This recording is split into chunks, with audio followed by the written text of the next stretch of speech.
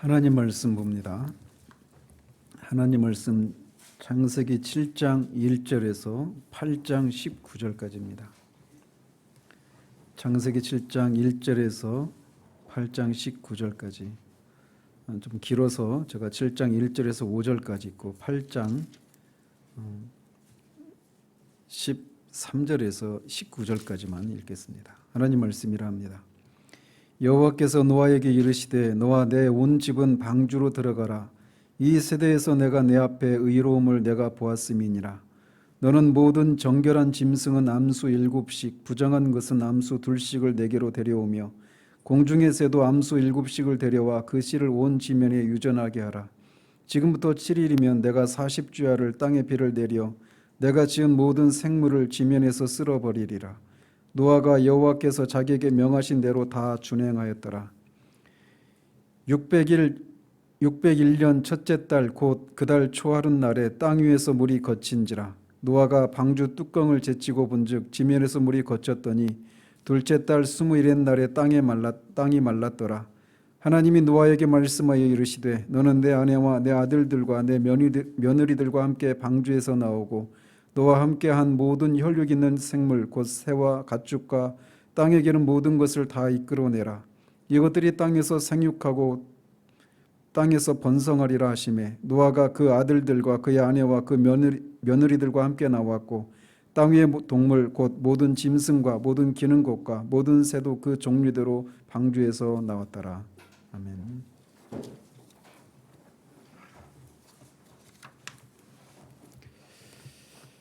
지난주에는 홍수로 세상을 심판하시기 전에 노아에게 방주를 만들라고 이렇게 명령하신 그 내용에 대해서 살펴봤습니다. 오늘은 이 노아에게 방주를 만들라고 하신 지 120년이 되는 해에 드디어 홍수로 세상을 심판하신 내용에 대해서 살피도록 합니다.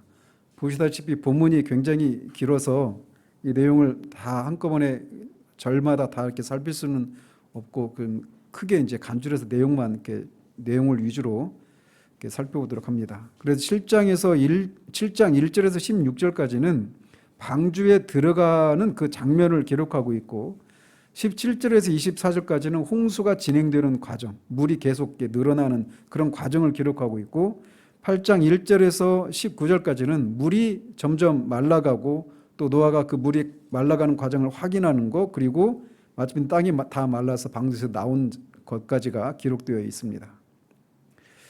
그래서 먼저 이 홍수가 진행된 과정을 날짜 순서대로 먼저 이렇게 요약을 하고 구체적인 말씀들을 살펴보도록 합니다. 먼저 노아의 나이 600세 되던 해에 이때는 그때 제가 나눠준 그 표에 보면 그 창조로부터 2000년이 약간 지난 해입니다. 2000년이 약간 더 지난 해에 이렇게 이제 하나님께서 노아에게 이제 홍수로 심판하실 것이라고 하는 말씀을 하시고 노아에게 이제 실제로 방주에 들어갈 것을 명령을 하셔요. 그러니까 이게 노아의 나이 600세 되던 해 둘째 달 10일입니다.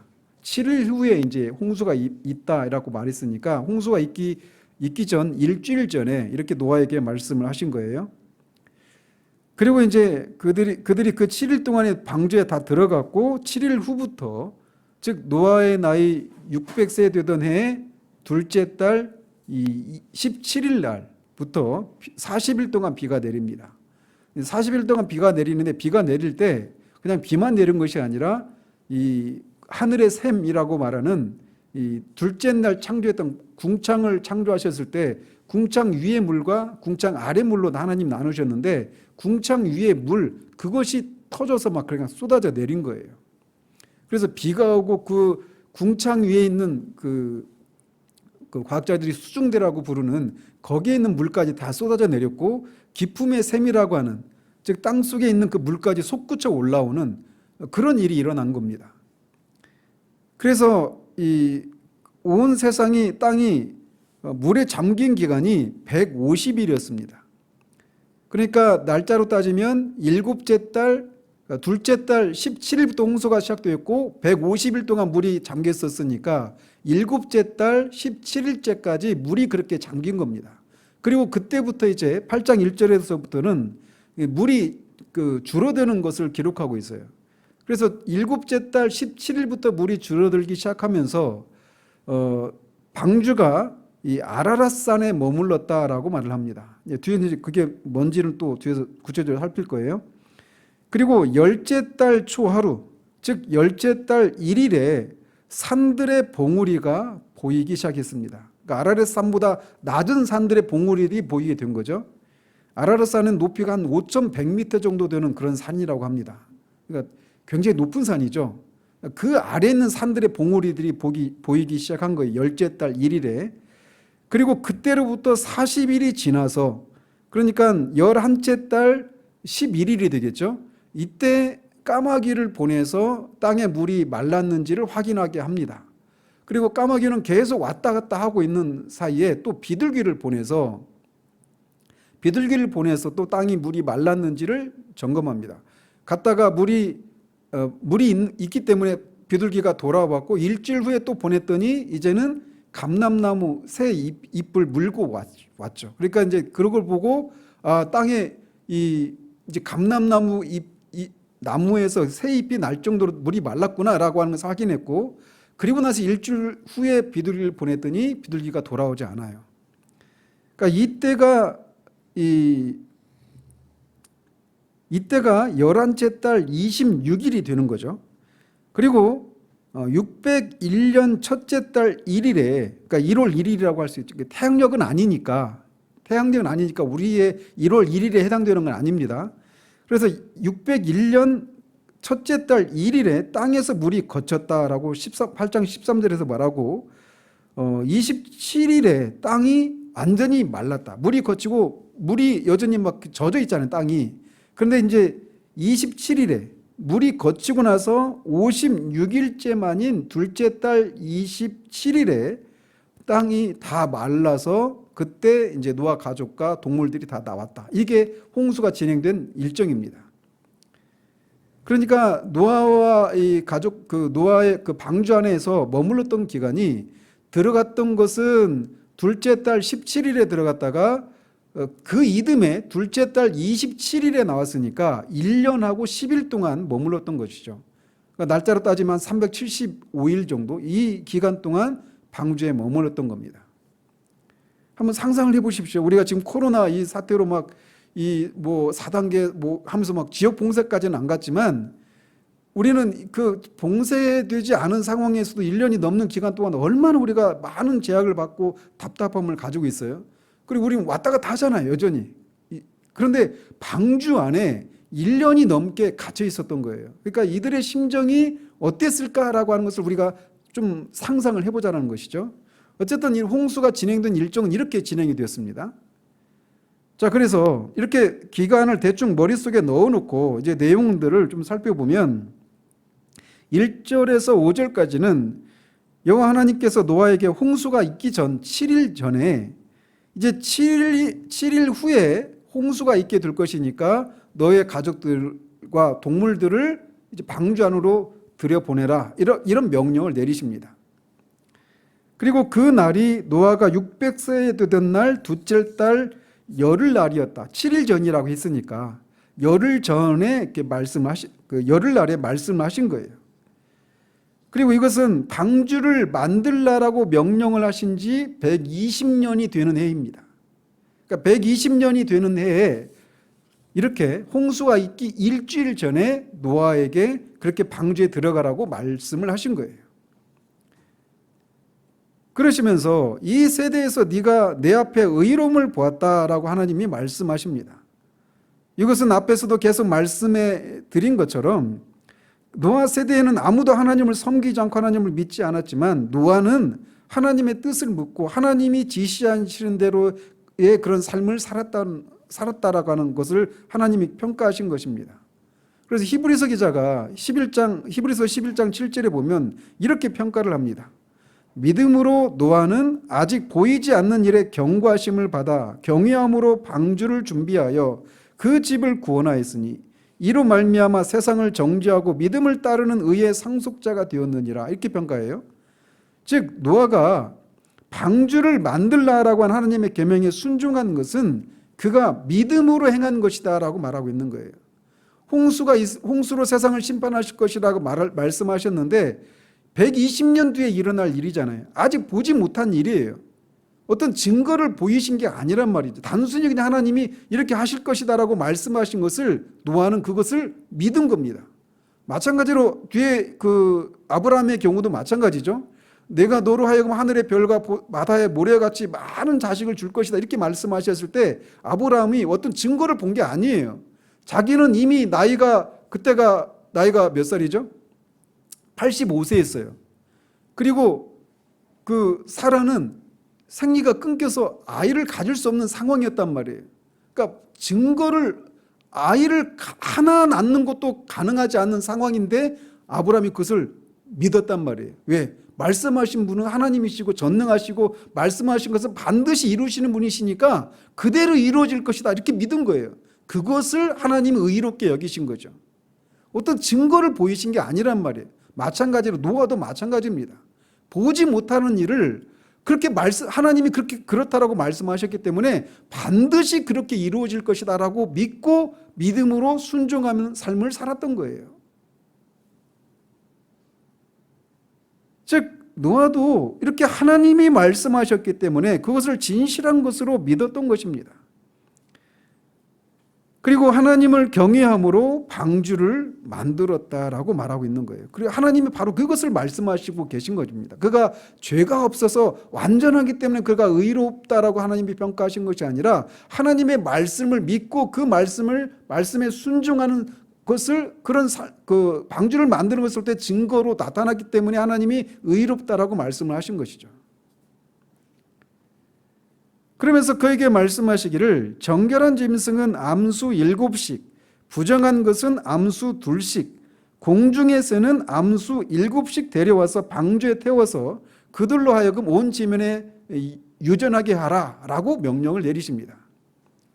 그런데 앞에 보면 6장 19절에 보면 6장 19절은 이제 홍수가 있기 전 방주를 만들라라고 말씀하셨을 때 얘기니까 120년 전에 말씀하신 거예요. 근데 그때 말씀하셨을 때는 짐승과 가축과 새 암수 2씩을 데리고 방주에 들어가 이렇게 말씀하셨어요. 근데 여기서는 이제 정결한 것은 7씩, 새도 7씩, 그리고 나머지는 2씩 데리고 들어가라고 말씀하셨단 말이죠. 그래서 이제 이런 문서서를 주장하는 분들은 이 저자가 서로 다르다 이렇게 주장을 하는 거예요.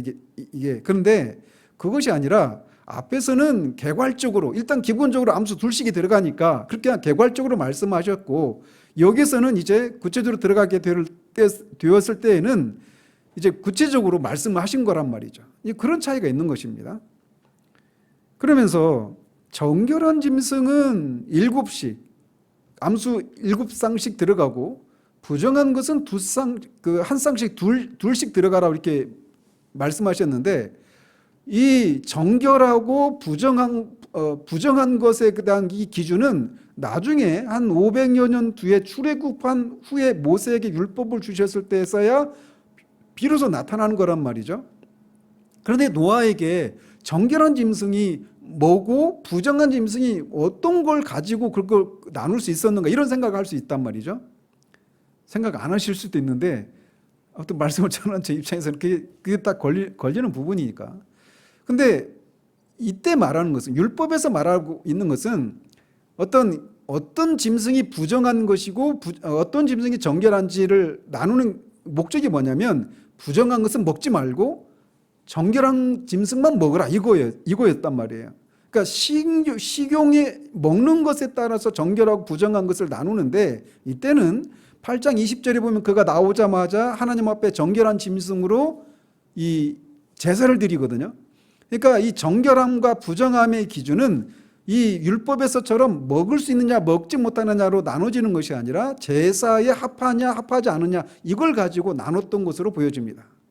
그러니까 이 율법에 있는 것처럼 막 그 정결한 짐승에 해당되는 것들이 뭔지 막 노아가 다 세세하게 다 할 것이 아니라 제사에 드리기에 합당한 것이 무엇인가? 그러니까 제사에 드리는 것들은 굉장히 국한되어 있잖아요. 몇 종류가 안 되지 않습니까? 그런 기준으로 나눴을 것이다 라고 얘기를 합니다. 그리고 또 그러면 제사에 합하고 안 하고는 또 어떻게 알았을까? 이런 또 질문을 가질 수 있어요. 근데 그거에 대해서는 카일이라고 하는 학자가 당시 노아는 하나님의 영감과 그의 순수한 직관으로 제사에 합한 짐승이 무엇인지 아닌지를 알 수 있었을 것이다, 이렇게 추론을 합니다. 그러시면서 그 말씀하신 날부터 7일 후에 40주야를 땅에 비가 내리게 해서 하나님이 지으신 모든 생물을 지면에서 쓸어버리시겠다라고 말씀하십니다. 성경에 40이라고 하는 숫자가 많이 나옵니다. 여기서도 40일 동안 홍수가 있었죠.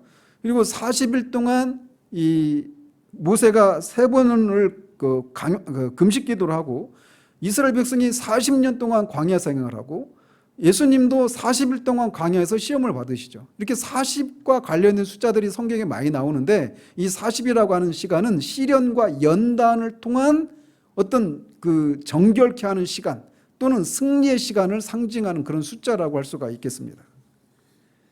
아무튼 노아는 하나님이 명령하신 것을 모두 준행을 했습니다.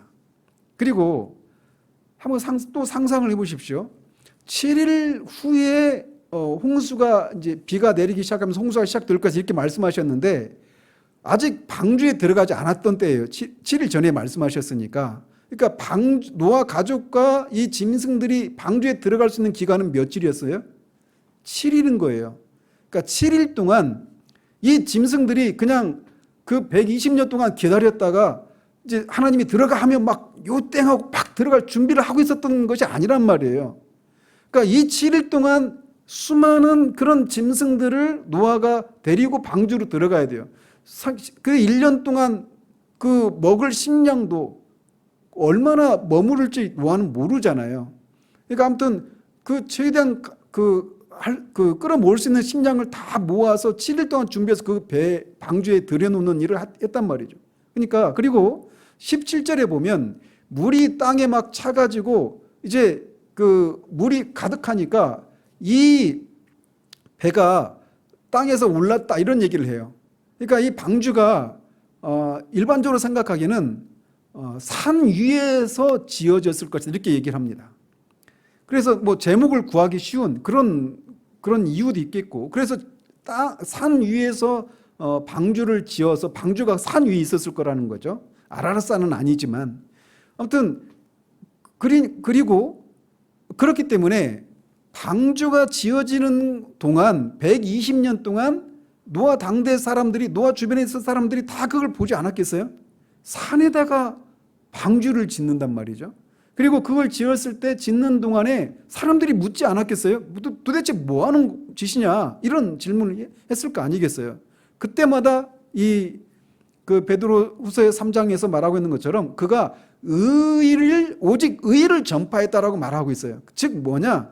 하나님께서 자신에게 하신 말씀을 그들에게 전한 거예요. 하나님이 120년 뒤에 홍수로 심판하실 것인데 나로 하여금 방주에 들어가라고 했다. 그래서 방주를 만든다.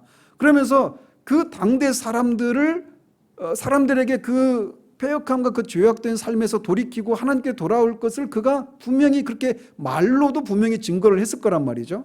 그리고 그것을 사람들이 지켜보면서 방주를 만드는 이유가 그거라고 하는 것을 사람들이 다 알았고 그거를 120년 동안 지켜본 거예요.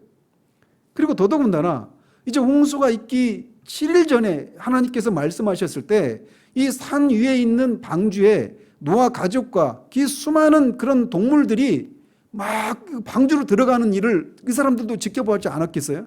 한두 마리가 아니니까 이게 비밀리에 이루어질 수 없는 일이란 말이에요.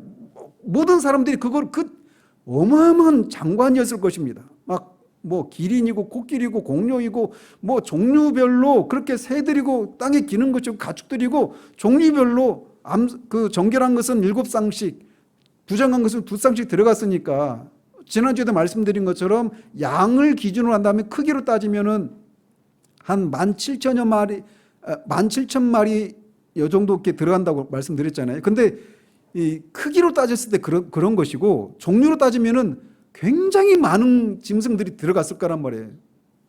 그건 진짜 그야말로 장관이었겠죠. 우리가 아프리카의 그런 그 사파리나 이런 데 막 직접 안 가봤고 TV로만 봤잖아요. 그 TV에서 볼 때 막 그 짐승들이 막 움직여가는 그 장면 보면 장관이잖아요. 근데 그거하고 비교할 수 없을 정도로 많은 그런 동물들이 거기로 막 산 위로 막 올라가는 거예요. 그것이 결코 어떤 비밀리에 일어날 수가 없는 일이란 말이죠. 그러니까 120년 동안 방주를 만드는 것을 지켜보면서 사람들이 노아가 했던 말을 생각이 안 날 수가 없죠. 그러면서 이 시간 동안 그들이 노아가 그렇게 방주를 만드는 것을 통해서 또 만드는 과정 속에서 그거 왜 만드느냐고 물었을 때 그 하나님이 심판하시기 때문에 만들라고 하셨다라고 하는 말을 분명히 들었을 거란 말이에요. 그리고 더더군다나 홍수가 임박한 이 7일 동안 이렇게 장관을 이루는 수많은 짐승들이 방주로 들어가는 그 장면을 지켜봤을 때 이 사람들이 결코 노아가 했던 말들이 생각이 안 날 수가 없는 겁니다. 그런데 그들이 어떻게 했다라고 주님이 말씀하시느냐? 마태복음 24장에 보면 홍수 전에 노아가 방주에 들어가던 날까지 사람들이 먹고 마시고 장가들고 시집가고 있으면서 홍수가 나서 그들을 다 멸하기까지 깨닫지 못하였다라고 말씀하셔요.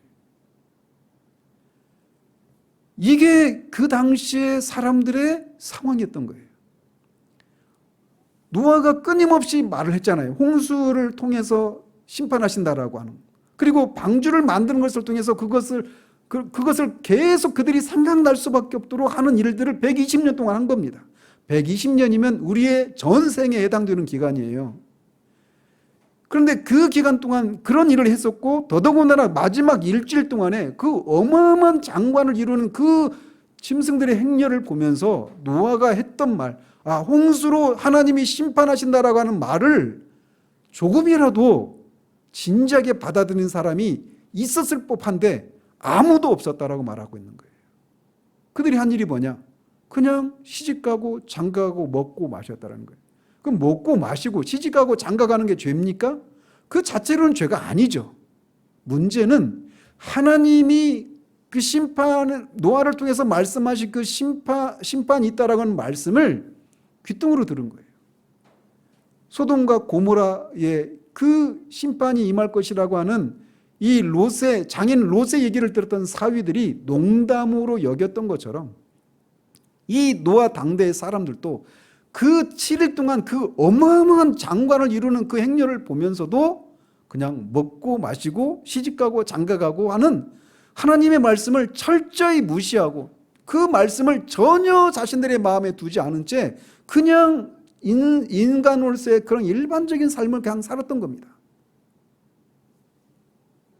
지금도 여전히 그런 사람들이 많아요. 이제 물로 인한 심판이 아니라 불로 인한 심판이 있을 것이라고 하는 말씀을 교회를 통해서 듣는데 사람들이 노아 당대의 사람들처럼 그렇다라는 거예요. 그리고 그것은 언제까지 그러느냐? 인자가 임할 때도 이와 같다라고 하시는 주님의 말씀을 통해서 알 수 있는 것처럼 그때까지 그렇다라는 거예요. 그것을 우리는 지금도 보고 있는 겁니다. 지금도 세상은 장차 있을 심판에 대해서 우리의 경고를 노아 시대의 사람들처럼 롯의 사위처럼 여기고 있는 모습을 보게 되는 거예요. 그들에게 주어진 이 120년이라고 하는 시간에 대해서 성경은 이렇게 평가를 내립니다. 오직 주께서는 너희를 대하여 오래 참으사 아무도 멸망하지 아니하고 다 회개하게 이르기를 원하시느니라. 하나님이 오래 참으시고 있는 그 기간은 뭐냐? 자신들의 죄를 회개하고 속히 예수 그리스도를 믿어서 하나님께로 돌아오는 그런 일들이 일어나기를 위해서 그들에게 기회를 주고 있다는 것이죠. 그러므로 우리 주의 오래 참으심이 구원이 될 줄로 여겨야 하는 거예요. 아직은 은혜의 때입니다. 그러나 노아 당시의 사람들은 그 기회를 잃어버린 거예요. 그렇게 하나님이 명령하신 대로 노아의 가족들과 생명의 기운이 있는 육체가 모두 방주에 들어갔을 때 하나님은 방주의 문을 닫으셨습니다. 노아가 방주의 문을 닫은 것이 아니라 하나님이 닫으셨다라고 말하고 있어요. 홍수 심판에서 살 수 있는 유일한 길은 방주 안에 들어가는 일인데 그 방주에 노아와 동물들이 다 들어가니까 하나님이 그 방주문을 닫아버리셨습니다. 하나님이 방주문을 닫았다라고 하는 것은 두 가지 의미가 있습니다. 하나는 긍정적인 의미고 하나는 부정적인 의미예요. 긍정적인 의미는 뭐냐? 방주 안에 들어가야만 구원을 받을 수 있는데 그 방주문을 사람이 아니라 하나님이 닫으셨다. 이 얘기는 방주 안으로 물도 들어갈 수 없고 죽음도 들어갈 수 없다라고 하는 것을 상징해 주는 거예요. 그러니까 방주 안에 있는 자들은 안전하다라고 하는 것을 상징해 주는 것입니다. 그리스도 안에 있는 방주가 상징하는 이 교회에서 선포되는 복음, 그 복음의 핵심인 그리스도 안에 있는 자들은 그렇게 안전하다라고 하는 것을 말해주고 있는 거예요. 뿐만 아니라 부정적인 측면에서는 하나님이 이 방주의 문을 닫으셨기 때문에 아무도 그 닫힌 방주 안으로 들어갈 수가 없게 되었다라고 하는 것도 말해주는 겁니다.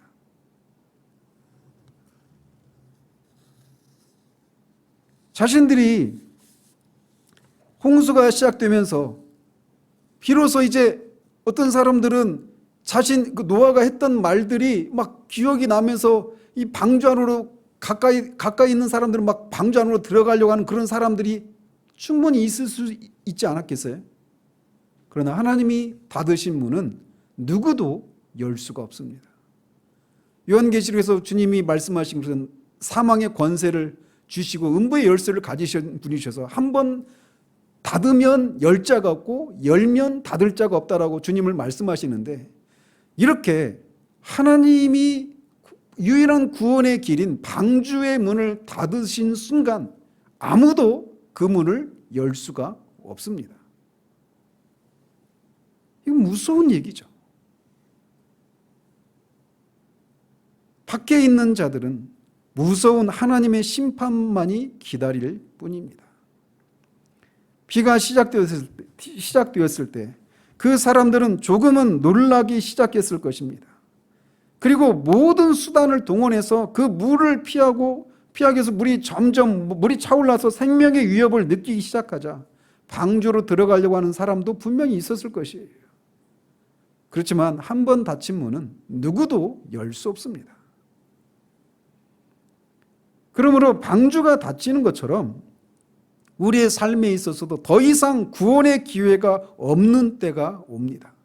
그것이 개인이 죽음으로 인해서 개인의 종말 때이든지 아니면 주님이 다시 오시는 재림으로 인한 세상의 종말로 인한 것이든지 더 이상 우리에게 구원의 기회가 주어지지 않을 때가 온다라는 거예요.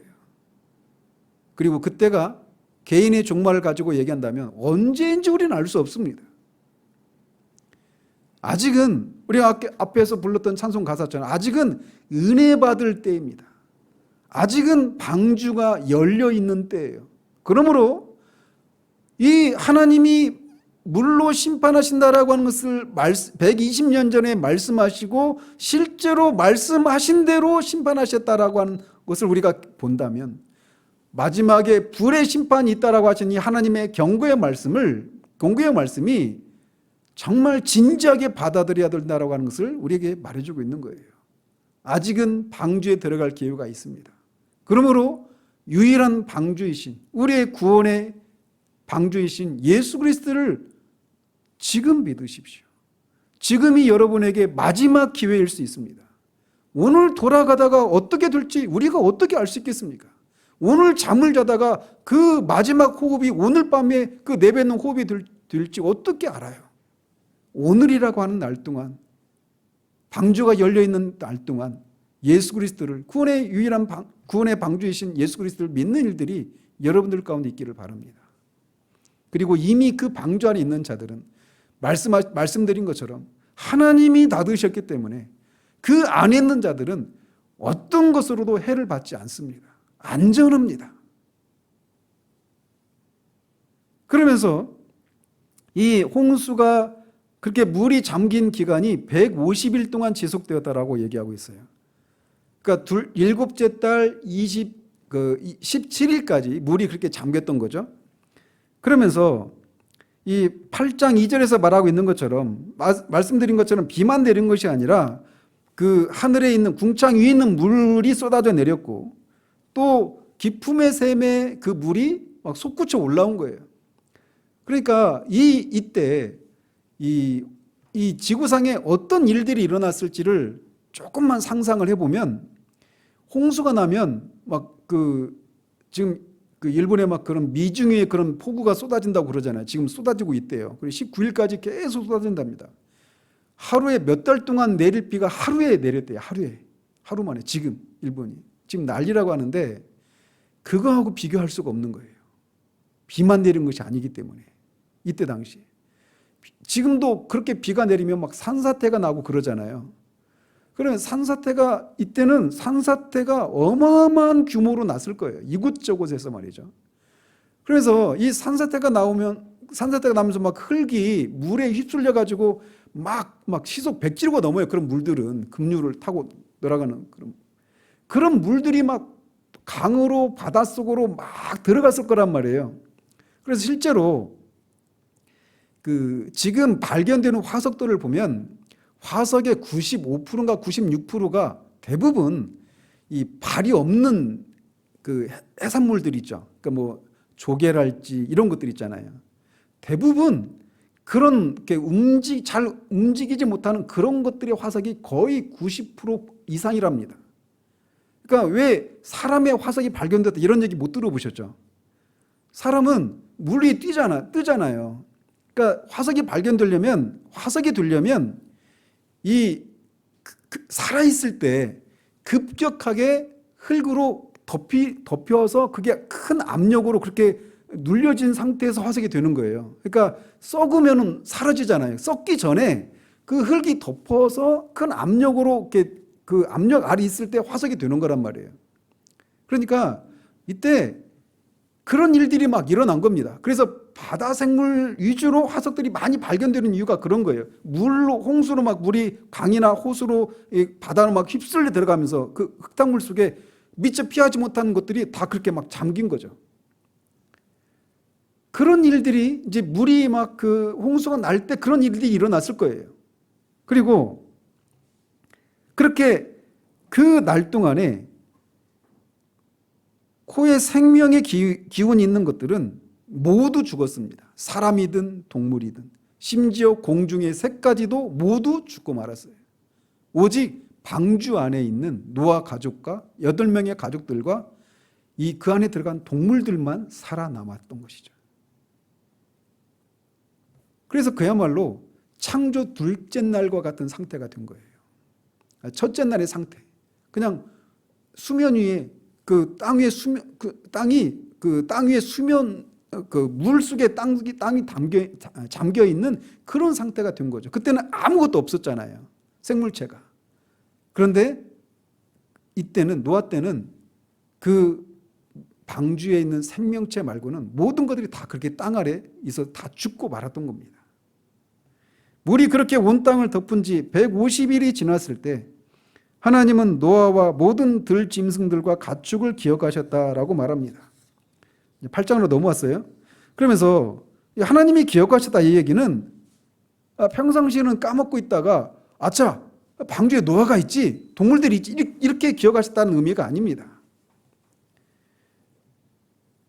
이것은 하나님이 마음속에 늘 가지고 계셨다가 그거를 이제 늘 그들을 잊지 않고 보호하셨다라고 하는 그런 의미로 우리가 해석을 해야 됩니다. 그리고 그들을 위해서 뭘 할지를 미리 생각하고 계셨다라고 하는 것을 이렇게 표현하시는 거예요. 그래서 하나님은 그들을 기억하셔서 행하신 일이 있는데 그게 뭐냐? 바람을 땅에 불게 하셔서 물이 줄어들게 하시는 일이었습니다. 그래서 물이 줄어들었다 할 때 그 줄어드는 것이 그냥 조금씩 주는 것이 아니라 급속한 속도로 이렇게 주는 것을 의미합니다. 뉘앙스가. 그래서 그러면 여기서는 그냥 간단하게 바람이 불어서 물이 마르게 했다라고만 나와 있잖아요. 물이 줄어들게 했다. 그리고 마치 홍해가 갈라질 때도 밤새 동풍이 불어서 물이 갈라졌잖아요. 근데 그런 일도 하셨지만 있던 물이 하늘에 있는 물까지 쏟아졌기 때문에 물이 엄청 많아져 버렸잖아요. 땅에서 있는 물도 솟구쳤고. 그래서 바람으로 물을 줄어들게 하셨다라고 하는 이 표현 속에는 이런 것도 얼마든지 합리적으로 우리가 추론할 수 있는 거예요. 뭐냐? 하나님께서 이때 이 물을 담으려면 깊은 공간이 필요하잖아요. 그죠? 그러면 이 지구상에서 이 공간을 마련하기 위해서는 한쪽 부분은 산이 막 융기가 되어야 되는 거예요. 막 산이 이때 뭐 솟구쳐 올라가고 그러다 보면 한쪽은 꺼지니까 그쪽으로 물이 막 내려가겠죠. 그런 일들을 하셨을 거라는 거죠. 그래서 실제로 히말라야 8,000m가 넘는 이런 고산 이런데 안데스 산맥, 로키 산맥 그런 산에 보면 그 8,000m가 넘는 뭐 수천 미터가 넘는 그런 산에도 조개나 이런 화석들이 발견되는 거 아십니까? 이렇게 화석이 되었던 것들이 융기가 되면서 그렇게 바다에 있었던 것들이 산이 된 거예요. 그것들이 기어 올라가서 그 산 위에서 죽었을 리는 절대로 만무하잖아요. 과학적으로 얼마든지 추론할 수 있는 것이죠. 그러니까 그 산이 어느 때는 바다에 해당됐었던 것이다. 이렇게 추론할 수 있는 거예요. 그리고 그때가 언제 있었느냐? 노아 홍수 때. 물이 말라가는 과정 때 일어난 일이다. 이렇게 우리가 추론할 수 있는 것이죠. 그리고 또 하나, 물이 그렇게 해도 물이 많잖아요. 또 하나 방법은 뭐냐? 바람을 불어서 북극과 남극으로 보내고 그 물들을 얼게 하는 거죠. 이때 그 물이 그 기쁨의 샘이 터지고 하는 과정 속에 지진도 일어나고 화산도 폭발하고 막 그랬을 거란 말이에요. 화산이 폭발하면 인도의 어떤 지금 제 이름이 생각이 안 나는데 어떤 화산이 터졌을 때 지구의 기온이 1점 몇 도인가 떨어졌대요. 근데 전 지구상에서 있는 그 화산들이 터졌을 때 지구의 기온이 얼마나 떨어졌을까요? 그러면서 북극과 남극의 기온이 확 떨어지면서 이 물들이 이렇게 남극으로 북극으로 몰아놓고 그거를 얼리신 그런 일을 하셨다라고 우리가 합리적으로 추론할 수 있는 거예요. 그러니까 이 빙하기라고 하는 것은 진화론자들이 말하는 것처럼 몇만 년, 몇십만 년에 걸친 빙하기와 간빙기 이렇게 반복돼 이렇게 말할 수가 없어요. 빙하기가 그렇게 길게 되면 아무 생물체도 살 수가 없습니다. 어떤 생물체도 그 빙하기 속에서는 살 수가 없어요. 식물이고 동물이고 간에. 동식물을 먹고 사는 최상위 포식자인 인간도 먹을 게 없으니까 죽고 맙니다. 그렇게 길다면 살아남을 수가 없어요. 그러니까 빙하기라고 하는 것은 그렇게 긴 시간이 아니었을 것이고 이 노아 홍수 때 잠깐의 시간 동안 그렇게 급격한 그런 대기 온도가 떨어지면서 또 하나님 이런 섭리를 통해서 그렇게 빙하기가 잠깐 동안 지속되었을 것이다 라고 창조를 믿는 과학자들이 그렇게 얘기를 하죠. 저는 얼마든지 합리적인 추론이라고 생각해요. 그러면서 하나님이 그렇게 물을 마르게 하시기 시작했는데 150일이 지난 후부터 그리고 아라랏산이 보이고 그리고 점점 이제 그 물이 내려가면서 땅이 이제 그 산봉우리들이 보이기 시작합니다. 그리고 나서 40일 후에 노아가 까마귀를 내보내죠. 까마귀를 내보내서 땅의 상태가 어떤지를 확인하도록 하기 위해서 이제 보냈는데 까마귀는 계속 이제 왔다 갔다 했던 것 같아요. 계속 왔다 갔다 했고 그리고 또 비둘기를 내보냈어요. 비둘기는 귀소 본능이 있는 그런 동물이기 때문에 비둘기를 보냈는데 아까에서도 말씀드린 것처럼 땅이 처음에는 내보냈을 때 땅에 물이 있기 때문에 물 위에는 비둘기가 내려앉지 않거든요. 그래서 다시 돌아왔어요. 그리고 일주일 후에 보냈더니 이제 감람나무 새 잎을 입에 물고 돌아왔어요. 그걸 보고 노아가 이제 그 땅이 물이 말랐구나 이거를 이제 확인할 수 있었던 거죠. 제가 어렸을 때 이거를 이 어떤 부흥 목사님한테 들었는데 이 비둘기가 목사님 기억나요? 이게 그 감람나무 잎이니까 무슨 색이에요? 초록색이잖아요, 녹색. 10,000원짜리 지폐를 물고 왔다 이렇게 그러니까 그 색깔에 비추어서 막 헌금을 하라고 하는 이런 쪽으로 이어가더라고요. 정말 어렸을 때 들었는데 그때도 이건 너무 아닌 것 같은데 이런 생각을 들었는데 그런 의미가 절대 아니죠. 그러니까 물이 말라서 이제 새로운 지표면에 이런 나무들이 나기 시작했구나. 이거를 이제 노아가 확인한 거예요. 그걸 통해서. 그런데 이게 또 영적으로도 이렇게도 해석할 수 있습니다. 까마귀는 그러니까 메툴리 같은 경우도 그렇게 해석을 해요. 이 까마귀는 시체를 먹는 짐승이잖아요. 근데 비둘기는 그런 짐승이 아니에요. 그리고 성경에 보면 비둘기를 성령에 비유하는 경우들이 종종 있죠. 그래서 비둘기가 이 죽음의 땅에 내려가서 생명을 가져다 주는 그런 성령과 연결해서 해석하시는 분들이 있습니다.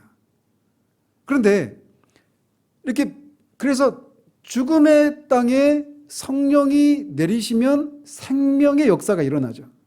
그러니까 비둘기가 그렇게 내려가서 죽음의 땅에 이 새 감람나무 잎이 나는 것을 통해 생명이 움트고 있다라고 하는 것을 노아가 확인하고 땅이 말랐다라고 해서 확인했잖아요. 그런 것처럼 성령의 그런 마지막 때에 하나님께서 성령을 보내셔서, 마지막 때는 예수님의 오심, 초림부터가 재림까지가 다 마지막 때입니다. 이 종말에 성령을 보내셔서 그렇게 죽은 자들을 살리시는 그런 성령의 역사를 예표한다, 이렇게 해석하시는 분들이 계셔요. 그리고 그런 것에 따르면 비둘기가 처음에 갔을 때 발을 붙일 곳이 없어서 다시 돌아왔잖아요. 그리고 나서 다시 돌아갔어요. 그 얘기는 뭐냐? 발을 붙일 수 없다는 얘기는 성령은 언제 오십니까? 예수 그리스도의 구속사역이 완성되고 나서야 올 수 있는 거예요. 그래서 예수님이 완성하시고 승천하신 후에 오셨잖아요. 그래서 그렇게 성령이 오신 것과 또 발 붙일 곳이 없어서 돌아갔다가 다시 오신 것을 성령의 사역과 연결해서 해석하시는 분들이 계십니다. 얼마든지 그렇게 해석할 수 있다고 봐요. 어쨌든 노아는 그런 방법을 통해 땅이 말라가고 있는 것을 확인했습니다. 그래서 1년 10일 동안 갇혀 있었으니까 정말 상상을 할 수가 없죠. 이게 유람선도 아니고 그 안에서 그 수많은 짐승들을 계속 똥 치우고 막 그 1년 동안 그런 일을 했던 거예요. 물론 동면이나 하면을 하고 있는 짐승들도 있었겠지만 다 그런 건 아니었지 않겠어요. 그러니까 그 1년 동안 그 냄새나는 공간에서 그 밖에서는 모든 자기들이 알았던 사람들, 짐승들 다 죽는 그 참상을 상상을 할 수밖에 없잖아요. 지금 다 죽었겠구나. 그런 1년 동안 그 방주 안에 갇혀 있었던 거예요. 그러니까 그 안에 있으면서 간절한 소망이 있었다면 빨리 밖에 나가서 신선한 공기 좀 쐬고 그게 땅 위에 발을 내딛고 싶은 그런 마음이 간절하지 않았겠어요? 그런데 노아는 땅이 다 마른 것을 확인되었는데도 방주 뚜껑을 열고 다 눈으로도 확인했잖아요. 땅이 다 말랐던 것을. 그런데도 나가지 않고 기다렸습니다. 여기도 우리에게 교훈하는 바가 있어요. 노아는 하나님께서 그의 가족들과 이 새들과 가축들과 땅에 기는 것들을 나오게 하라고 하는 이런 명령이 내리기까지 기다리고 있었던 거예요. 얼마나 나가고 싶었겠습니까? 그리고 자기의 보기에 밖으로 나가서 밖으로 나갈 만한 그런 상황이었잖아요. 땅에 물이 말랐으니까. 나갈 수 있는 상황이고 그런 가능성이 있었는데 그는 기다린 거예요. 얼마나 조바심이 났겠어요. 이 기간 동안. 여기에 노아의 믿음의 위대함이 있는 겁니다. 노아는 앞에서도 말씀드린 것처럼 하나님과 동행하는 사람이었잖아요. 매사에 하나님의 뜻을 묻고 하나님이 지시하시는 대로 거기에 순종하며 살아가는 사람이었던 것이 바로 이런 모습을 통해서도 우리에게 보여주고 있는 겁니다. 하나님이 가라 하면 가고 멈추라 하면 멈추고 기다리라 하면 기다리는 거예요. 상황은 노아의 상황이 밖으로 나갈 수밖에 없는 그런 다급한 상황이잖아요. 그런데 노아는 기다립니다. 여기 노아의 믿음의 위대함이 여기 있는 거예요. 그리고 그가 하나님의 명령을 따라서 드디어 밖으로 나옵니다. 그가 나와서 본 하늘은 홍수 전에 봤던 하늘이 아니게 되었어요. 수중대가 거쳐 있는 하늘이었으니까. 옛 하늘은 사라지고 새로운 하늘이 되었습니다. 이 새로운 하늘이라고 하는 게 더 좋은 의미의 새 하늘이 아니죠. 옛날과 비교해서 새롭다, 전에 없었던 전과 달라진 그런 하늘이라는 의미죠. 그리고 그가 내디딘 땅도 옛날에 밟았던 땅이 아니라고 하는 것을 확인하게 됩니다.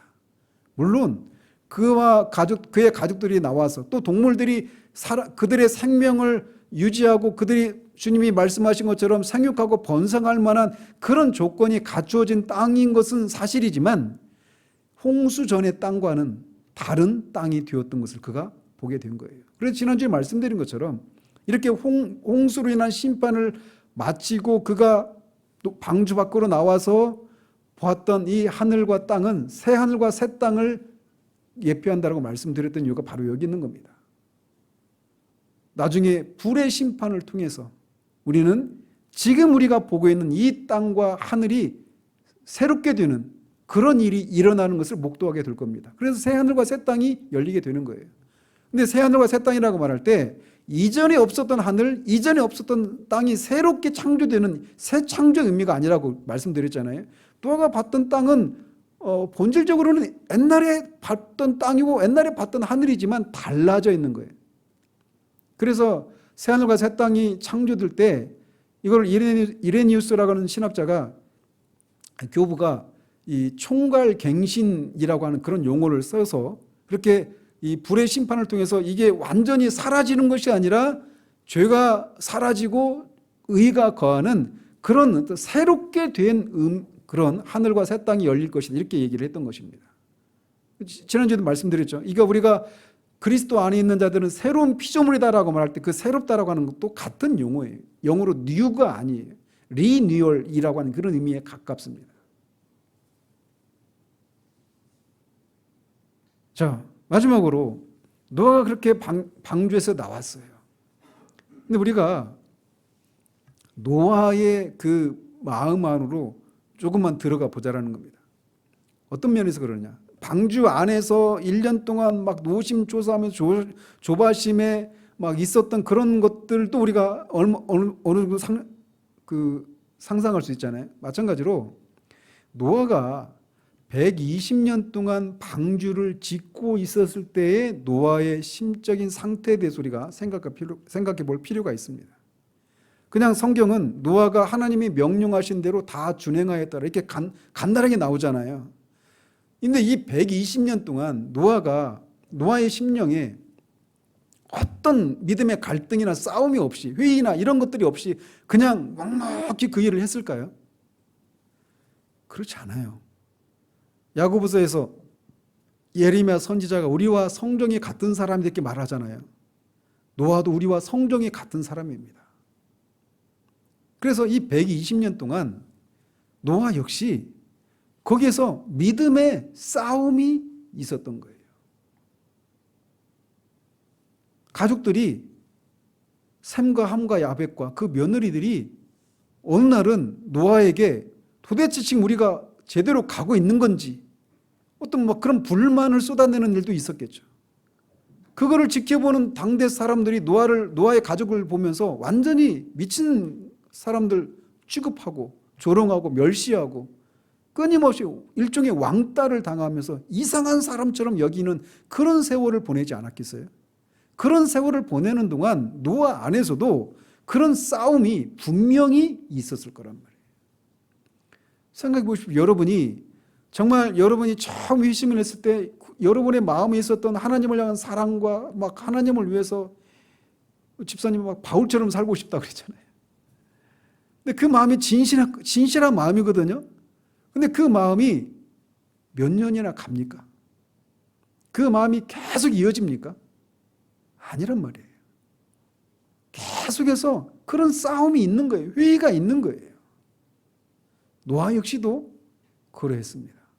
그럼에도 불구하고 그의 전체 삶은 믿음으로 하나님 앞에 순종하는 삶을 살았던 거예요. 아브라함도 믿음으로 하나님 앞에 의롭게 여겨졌잖아요. 그게 15장 얘기예요. 그리고 나서 16장에서는 무슨 일을 합니까? 하갈을 취해서 이스마엘을 낳습니다. 분명히 그리고 이 사라와 같이 애굽으로 내려가서는 애굽이 아니라 그 후에 아비멜렉이 있는 그 그랄 땅에 내려가서 자기 누이라고 또 속이잖아요. 분명히 믿음에 의로운 사람이 저지를 수 없는 그런 믿음에 합하지 않는 그런 행동이지 않습니까?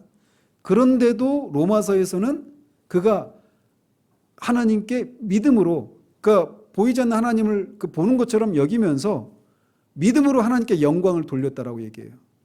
분명히 믿음의 행보에 어울리지 않는 그런 모습이 있었음에도 불구하고 아브라함의 전체 삶은 하나님의 뜻에 순종하며 어떻게 하든지 하나님의 말씀을 믿음으로 그렇게 살아가려고 하는 그런 삶이었기 때문에 그런 평가를 내리는 거예요. 그런 것처럼 노아 역시 노아가 방주 안에서 또는 방주를 짓는 과정 속에 그 안에서 어떤 그 믿음에 합하지 않은 그런 행동들을 전혀 기록하고 있지 않지만 그렇다고 해서 그가 없는 게 아니란 말이에요. 분명히 있었을 거예요. 그럼에도 불구하고 그의 전체 삶은 하나님의 말씀을 진리로 믿고 그것에 순종하는 삶을 걸어갔던 겁니다. 그런 삶을 걸어가면서 그는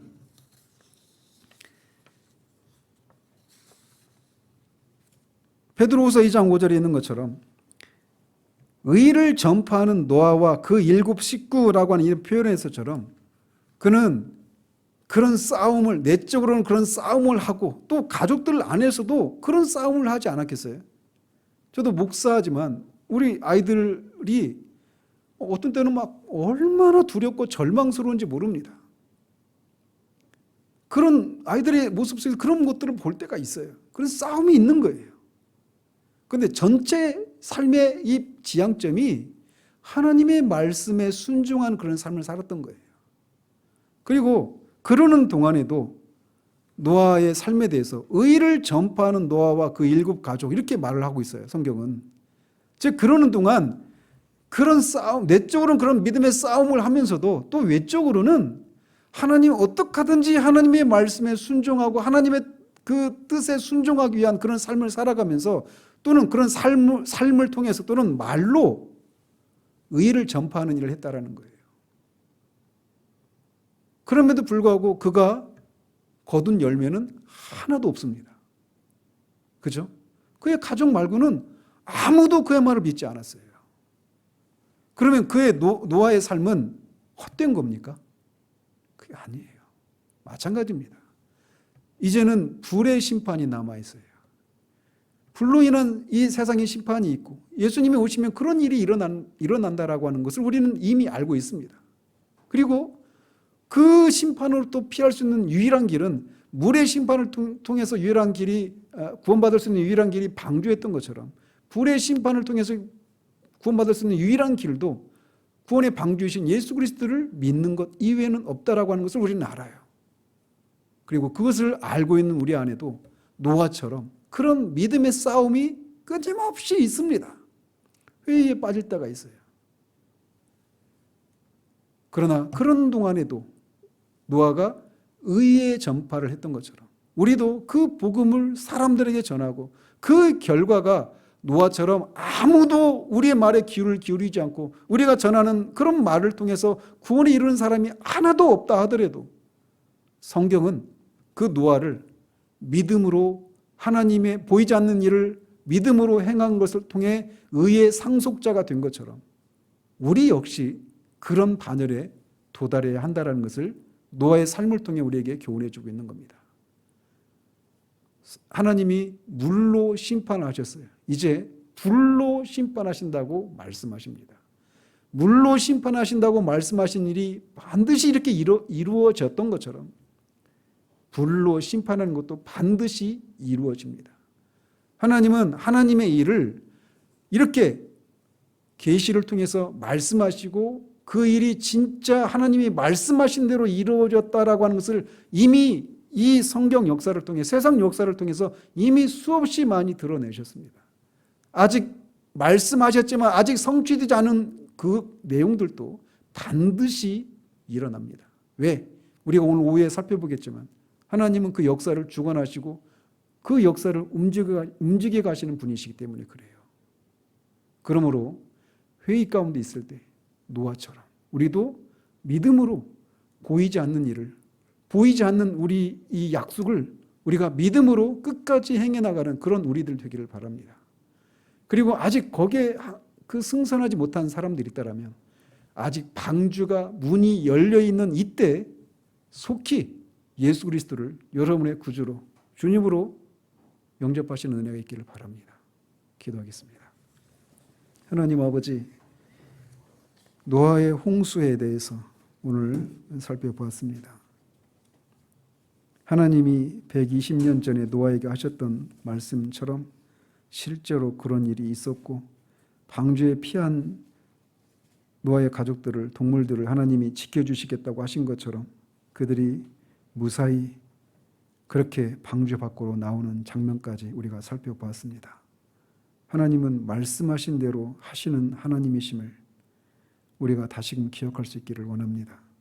그래서 이제 불의 심판이 있고 아직은 방주가 열려 있는 이때 속히 구원의 방주이신 예수 그리스도께로 피하는 그런 일들이 아직 회심하지 않은 영혼들에게 일어날 수 있도록 하나님 도우시옵소서. 또 이미 그런 은혜를 덧입은